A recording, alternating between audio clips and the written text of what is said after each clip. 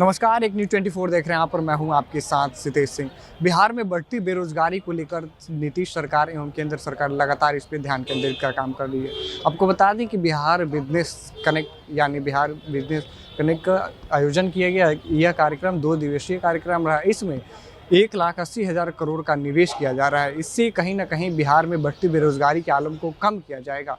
साथ ही आपको बता दें कि इसके जो परिवहन और उद्योग मंत्री नीतीश मिश्रा ने इसको लेकर कहा कि ये बिहार के लिए एक सकारात्मक कदम होगा। साथ में जो बिहार में बढ़ती बेरोजगारी का आलम है उसको भी कम किया जाएगा। इसमें कई भारत के साथ साथ विदेशी भी कंपनियां हैं जो बिहार में निवेश करेंगी। आगे क्या कहा गया इस प्रेस कॉन्फ्रेंस के माध्यम से देखें। देखिए जो एम्प्लॉयमेंट जनरेशन की बात अगर हम लोग करेंगे तो 24-25 23-24 में चलते हैं। हाँ, 23-24 का अगर देखा है तो उसमें हम लोगों ने करीब 10,000 के करीब किया है। एम्प्लॉयमेंट जनरेट, डायरेक्ट एम्प्लॉयमेंट की बात हो रही है। जैसे कि फॉर एग्जांपल बॉटलिंग प्लांट है, वो कहते हैं कि हम कोका कोला को करते हैं, लेकिन वो कहते हैं कि डायरेक्ट में हमारा करीब 500 लोगों को हम करते हैं, बट जो इनडायरेक्ट होता है, जो डिस्ट्रीब्यूशन नेटवर्क होता है, जो लोग उसको कैरी करते हैं, ट्रांसपोर्टेशन होता है, तो उसका बहुत बढ़ जाता है। और 24-25 में अभी तक हम लोगों ने 11,352 का जनरेट किया है, जो हमारे पास फिगर्स है, और ये अब बढ़ेगा।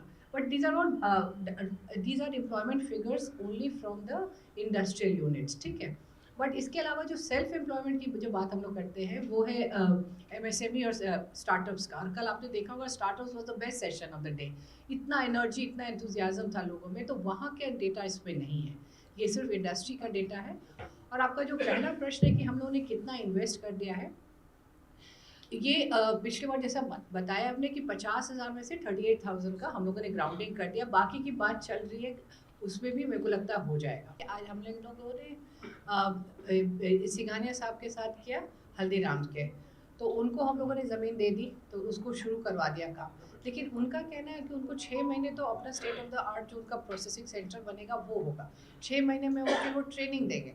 तो कोई भी कंपनी एकदम रातों रात नहीं इस्टेब्लिश कर पाती है।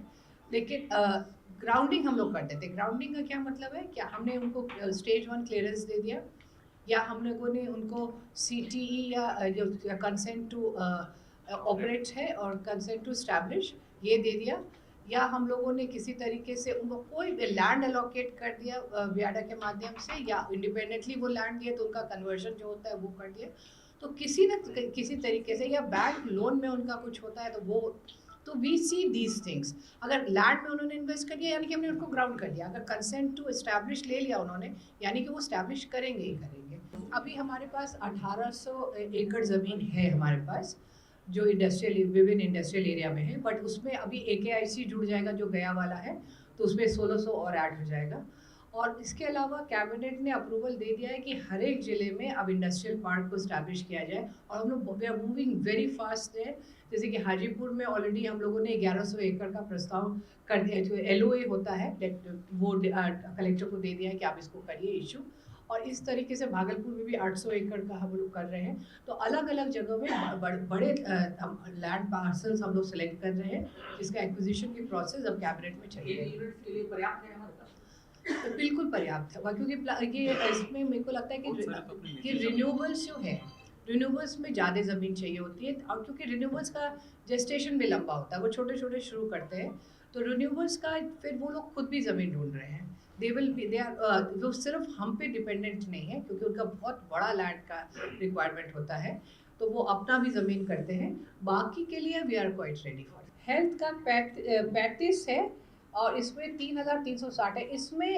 इसमें वो भी है जो कॉलेजेस बनाना चाहते हैं, सिर्फ हॉस्पिटल्स नहीं है।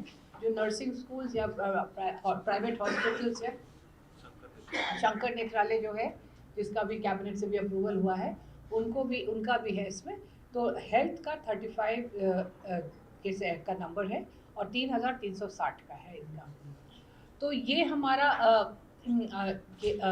जो अभी तक का वो 1,80,000 करोड़ का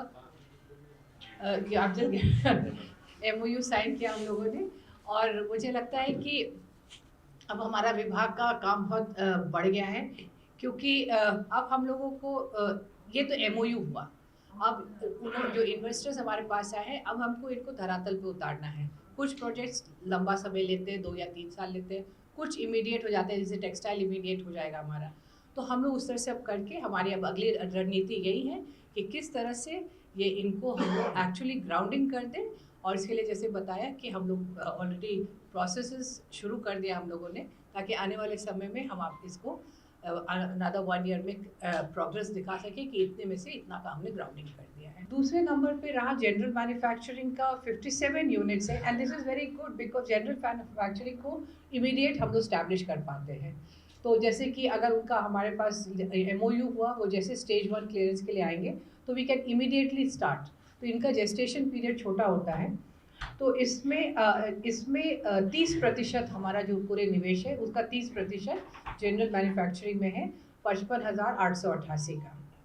उसके बाद आया है फूड प्रोसेसिंग सेक्टर, 70 आए उसमें, और 70 में इसमें 13,600 करोड़ का हुआ। उसके बाद 142 में अर्बन इंफ्रा का है, ये छोटे प्रोजेक्ट्स है, 142 है लेकिन वो 5,566 करोड़ का है। उसके बाद हेल्थ का है, टूरिज्म एंड हॉस्पिटैलिटी में है, रियल एस्टेट में है, लॉजिस्टिक्स बहुत इम्पोर्टेंट है। अब अर्बन का 142 में 5,566 जी। और हमारे लिए 2 सेक्टर हमारे लिए बहुत इम्पोर्टेंट थे। एक जो हमारे डिपार्टमेंट के पर्व्यू में नहीं था, IT। तो IT में आपको जैसे पता है कल ही उन्होंने MOU किया अपना, और उसमें करीब 43 कंपनी से हमारे डेटा के अनुसार 1600 है, बट उनके अपना भी डेटा मिला के 4000 है, जो कल उन्होंने ऑडिट कर लिया है। लॉजिस्टिक्स हमारे लिए एक बहुत बड़ा क्षेत्र बन के उभर रहा है, और इसमें बहुत बड़ी कंपनीज़ हैं जो इसमें इंटरेस्ट शो कर रही हैं। और इसमें लगता है कि आने वाले अभी इसमें हमारे पास 12 प्रपोजल्स मिले हैं, 2160 करोड़ का है। लेकिन ये आने वाले समय में logistics going to be a very big, और जैसे कि बड़े बड़े लोग इसमें वेयर हाउसिंग और लॉजिस्टिक्स का करना चाहते हैं, तो हमारा अभी इंटेंट आ ही रहा है। I think it will grow into a bigger sector. दूसरा टूरिज्म है, जैसे कि आपको पता है कि अभी बहुत 5 स्टार होटल्स का LOI हो चुका है, लेटर ऑफ इंटेंट हो चुका है, LOI सॉरी। और टूरिज्म में 2,900 करोड़ का करीब आया है, 13 प्रपोजल्स। और जो एक बहुत सरप्राइज पैकेज था हमारे लिए भी, वो था स्किल डेवलपमेंट का। तो स्किलिंग में बहुत लोगों ने इंटरेस्ट शो किया है। टाटा की तरफ से हमारे पास बड़ा प्रपोजल आया उसमें, और वो इसलिए इम्पोर्टेंट है कि ये स्किलिंग में अगर इन्वेस्टमेंट होता है तो हम लोग we can make our local labour force ready for the जो इन्वेस्टमेंट्स आएंगे, तो हम लोग उनको कंपनीज के डिमांड के अनुरूप उनको ट्रेनिंग दे पाएंगे। तो आपने देखा कि बिहार में बढ़ती बेरोजगारी को कम करने के लिए लगातार बिहार सरकार कदम उठा रही है और लगातार बेरोजगारी को कम करने का काम कर रही है। तो ऐसे ही तमाम खबरों को देखने के लिए देखते रहें न्यूज़ 24।